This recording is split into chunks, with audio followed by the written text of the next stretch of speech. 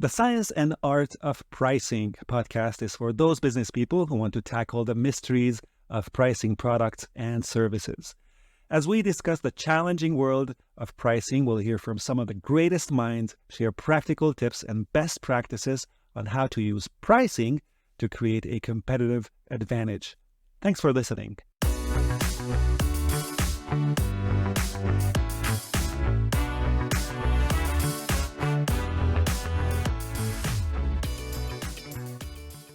Today, I have the great privilege of talking with Dean Tindall, who is the Managing Director of Sawtooth Software in Europe. Now, Sawtooth Software is a household name in pricing analytics, as they have created probably the most comprehensive pricing analytics software that is available in the market. Sawtooth Software also has an analytics arm, and Dean runs the European operations of Sawtooth. He is easily in the top 10 smartest people I have had the good fortune of meeting. He knows pricing analytics inside and out. Prior to Sawtooth, Dean has worked in leadership roles at Boxcleaver and KPMG and has conducted possibly hundreds of complex analytics projects. So it's safe to say Dean knows his stuff. Welcome to the podcast, Dean. Wow, thank you very much for that amazing introduction, Miklos. It's a pleasure. It's a pleasure having you. I've known you for a few years now, and I've always been very impressed that this great knowledge is also accompanied by a very easygoing personality, someone that is just pleasant to listen to. So, should we dive in? Yeah, let's go for it. I'm excited to talk pricing. Good.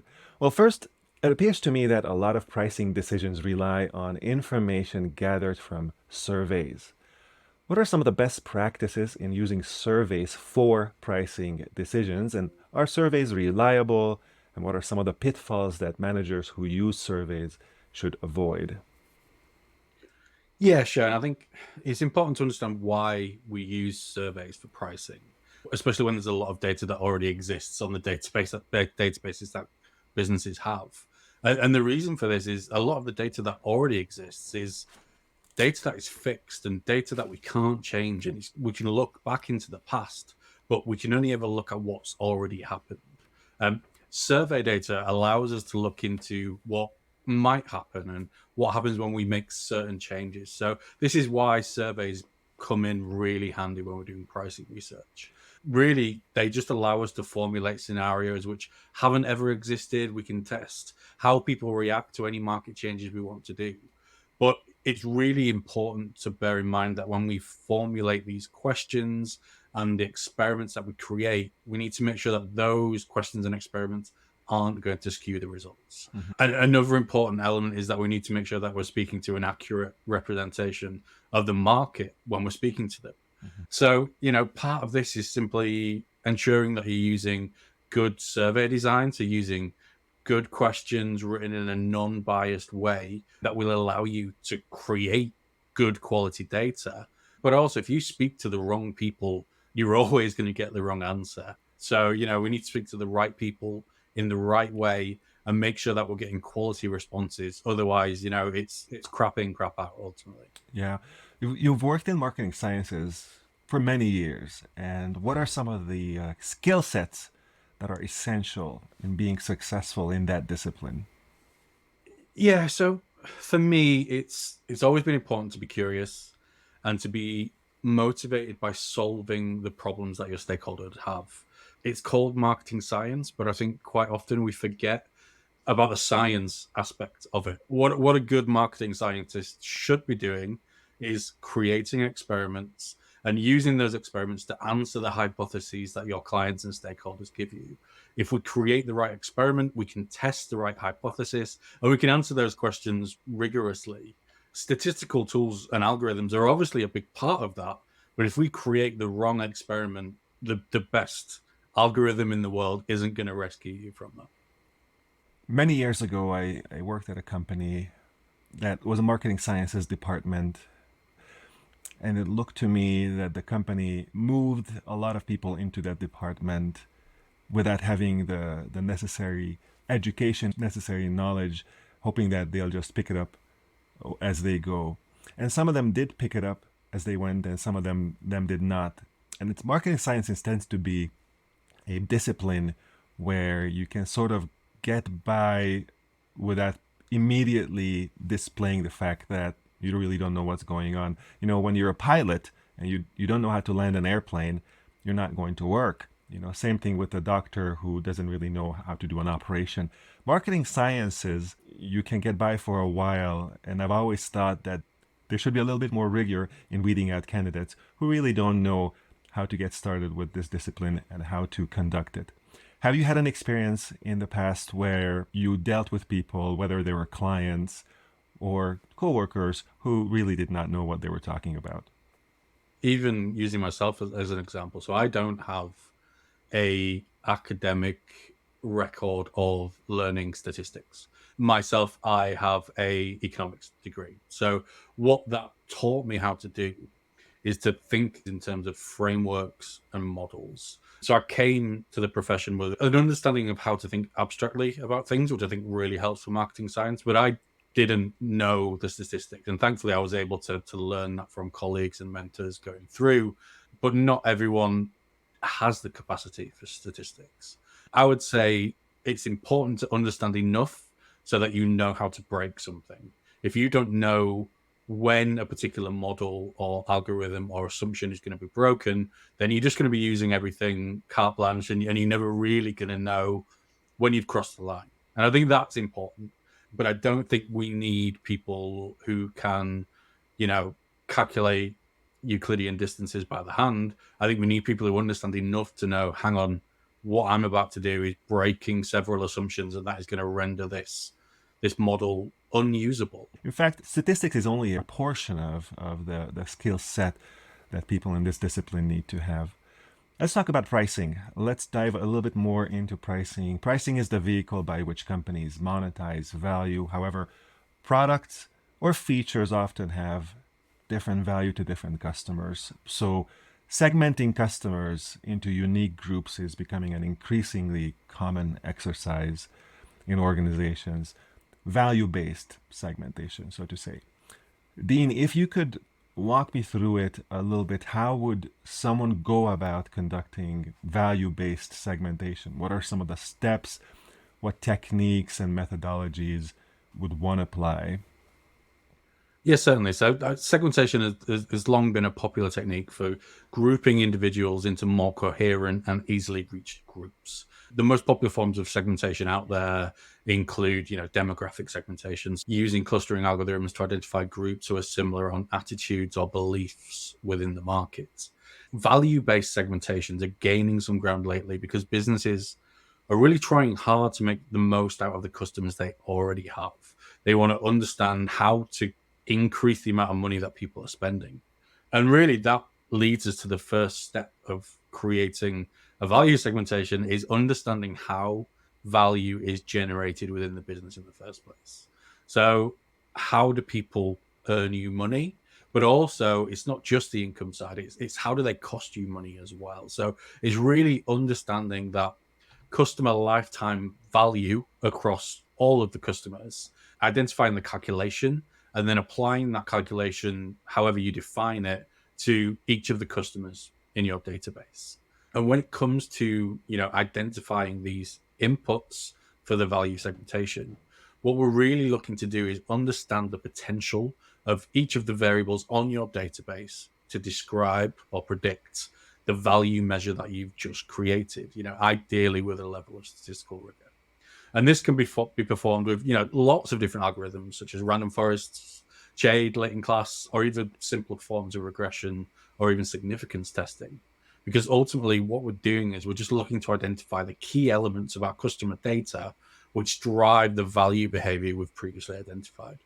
Mm-hmm. And once we've identified those key elements, so for example, tenure, order frequency, use of credit, it can often be time to revert back to common sense and look to stakeholders to understand, how can we group these variables which have shown to have an impact on value in a way that makes the most sense internally for your systems, for how you operate with customers.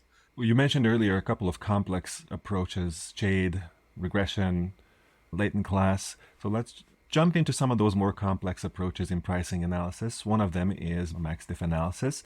Sawtooth Software has a very capable tool that allows you to do max-diff analysis. What is max-diff analysis and how's it used? Why should pricing managers be familiar with this technique?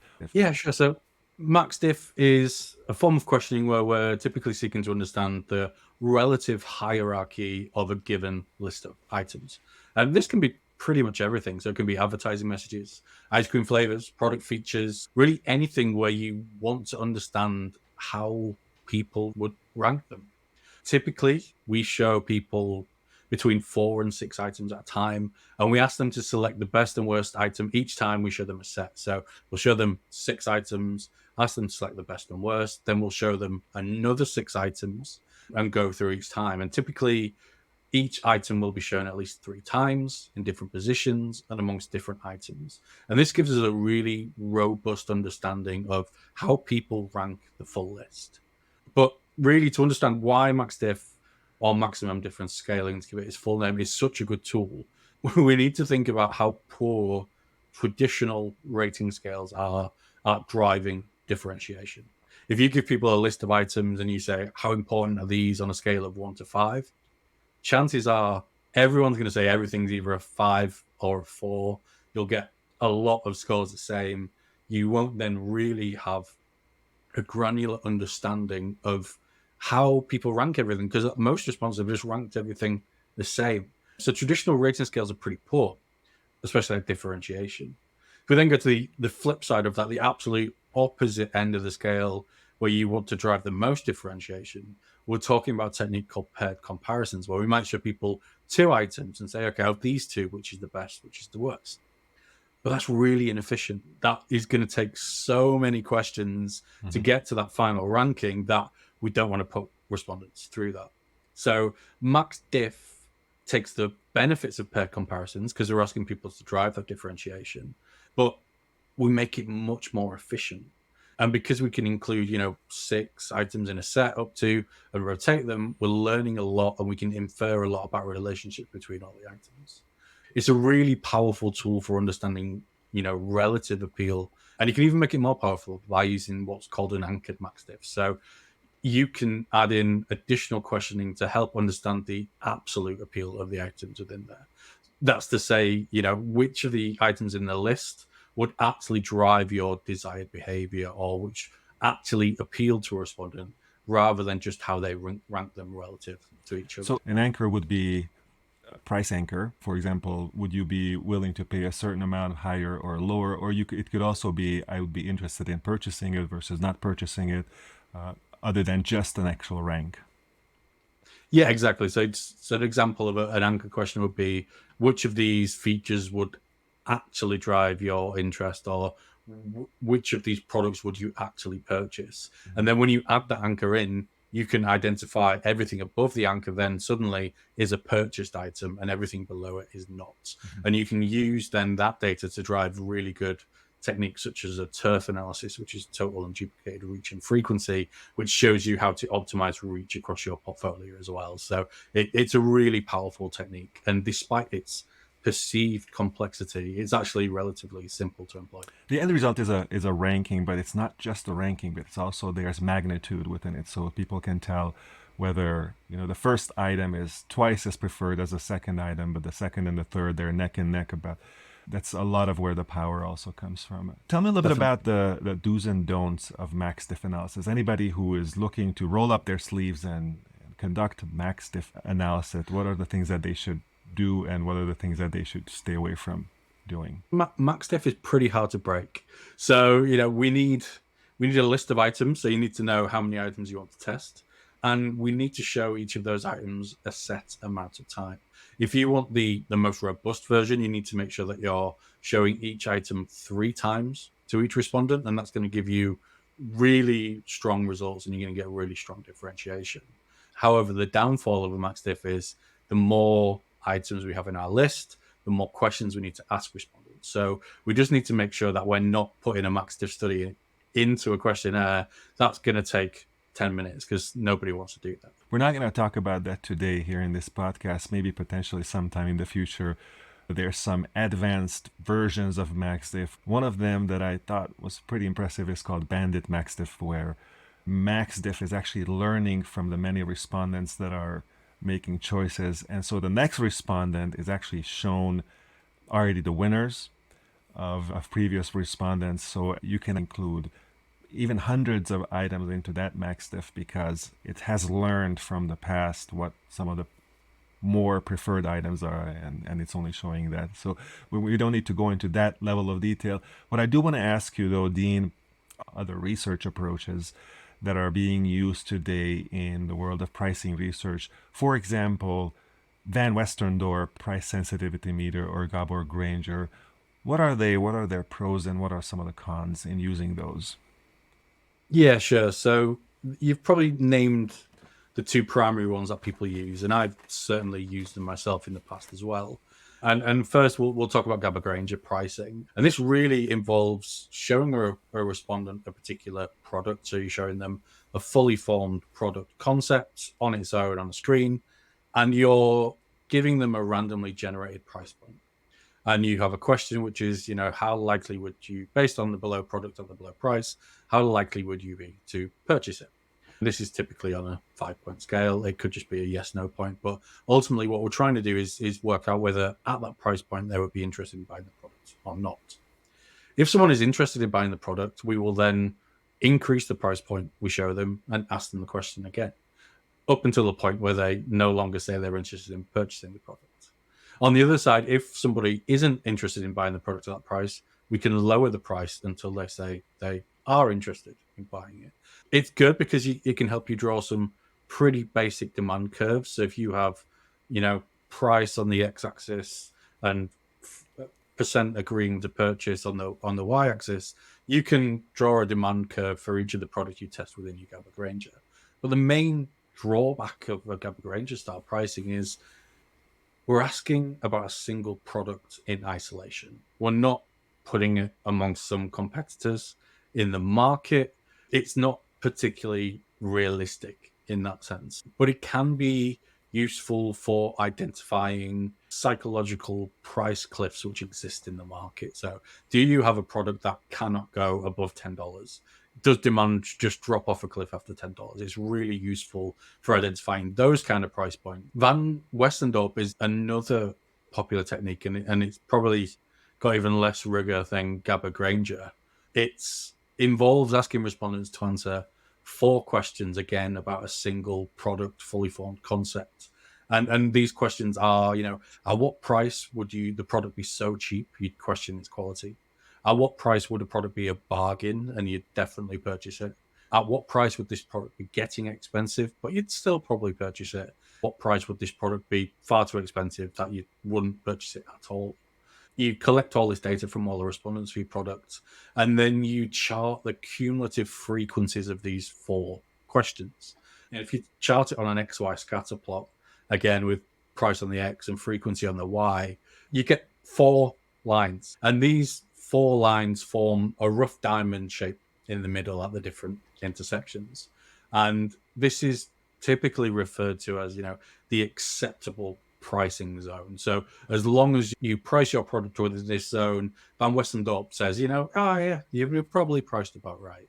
There's also 4 intersections of lines that people are interested in, but most people are interested in the bottom middle intercept, which is the OPP or the optimum price point. But, I don't think there's ever really been any research to back up the efficacy of Van Westendorp analysis.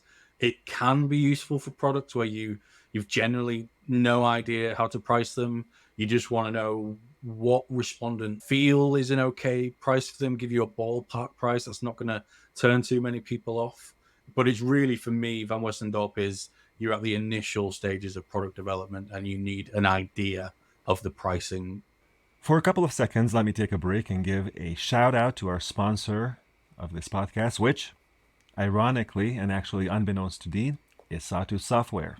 Sawtooth Software has brought to market 2 fantastic software products for analytics and pricing researchers. One is possibly the most capable product in the market, Lighthouse Studio, which is used from Google, Procter & Gamble, and pricing consulting giants such as Simon Kucher and Associates, and many others, to help with their most complex pricing research needs.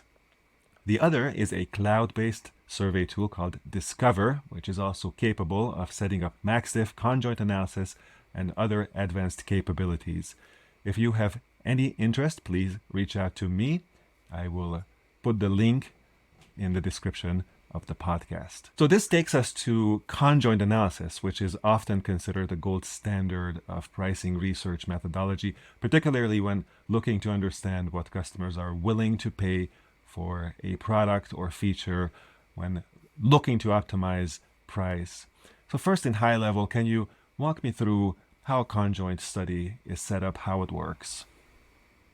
Yeah, sure. So conjoint analysis, or discrete choice modeling as it's sometimes known, is a technique designed for understanding and predicting the choices that people make in a given situation. A typical conjoint study will present respondents with, 3 or 4 products at a time, maybe more, not often less, and ask them which of the products they would choose, or even we can have a none option in there so they can choose none of the products at all. These products or concepts are then all altered slightly, and respondents are asked to choose again what product they would do now that we've changed the situation. And this process of choosing from a series of experimentally designed concepts allows us to understand what is driving respondent choice. And after the fact, we can predict choices for a range of products and circumstances that they might not have even experienced within the study. So one of the key elements, and I've just mentioned it there, is experimental designs. So the important thing to understand about conjoint analysis is that we are creating an artificial experiment. And we're doing this in order to understand how products are likely to perform.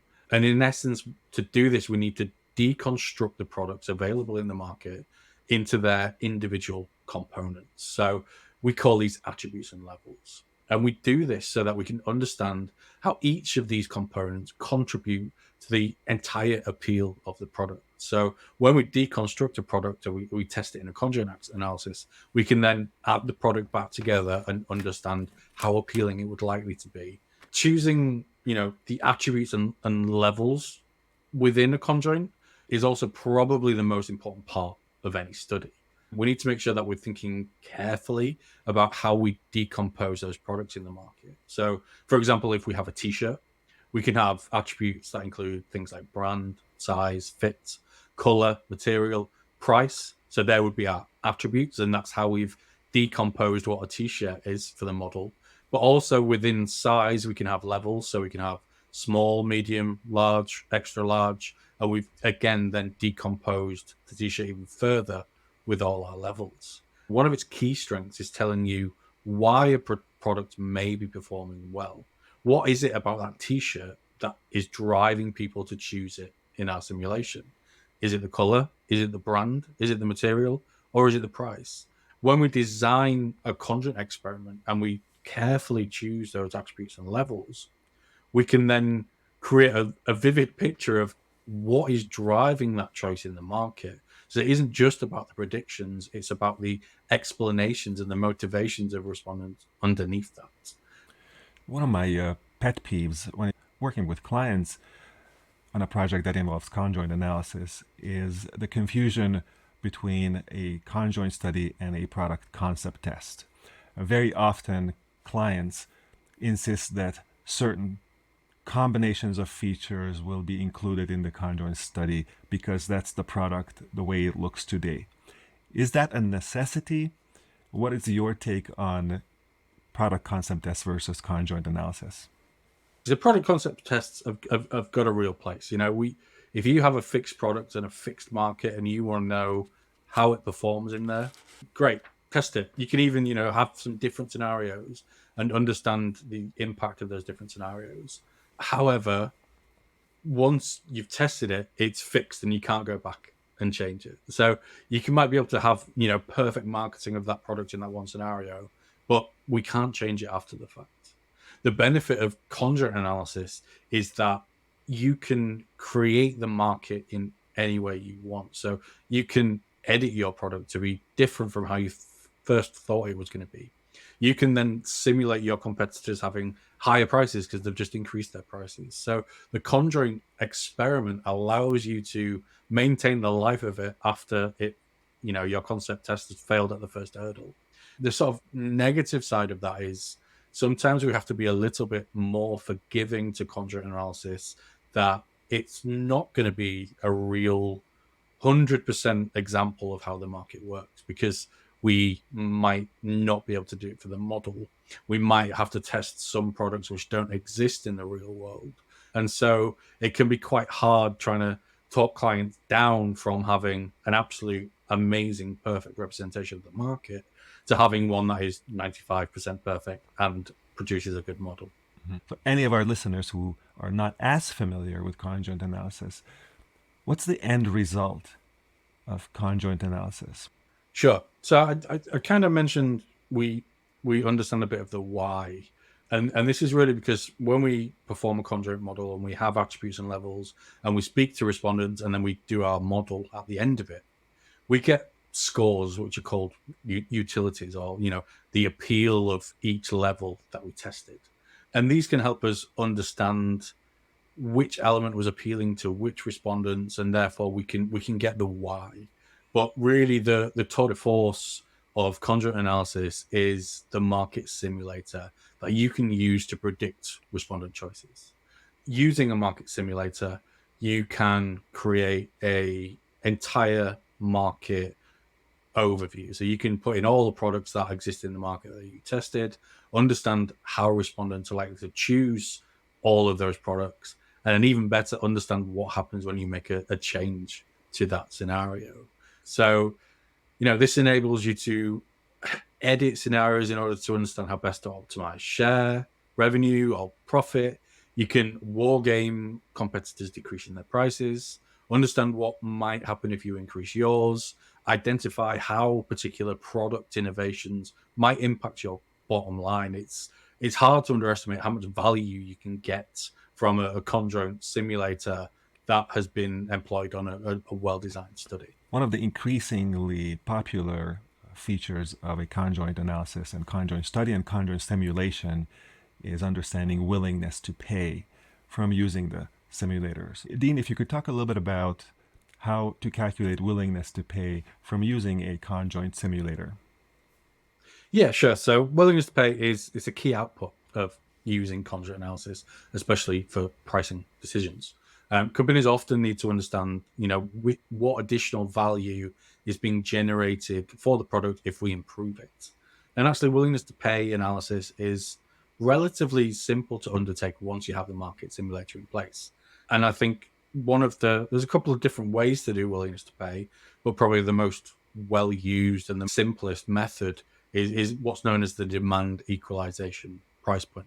So let's imagine we have a base scenario for our market. It's our business as usual. The product exists in its current configuration. You've got some competitors in there. Let's pretend it's a soft drink. And we want to understand, if we increase the size of our soft drink from 500 ml to 600 ml, is that going to increase our ability to charge more for our product when we've got the competitive context? So if we want to understand, what's the willingness to pay for this increase in size, what we need to do is go into our market simulator, make a note of the share of preference that our product gets in the business as usual scenario, and then we need to make the change in the simulator. So in this example, we would change 500 ml to 600 ml, and hopefully we would see a corresponding increase in the share of preference that this product would receive.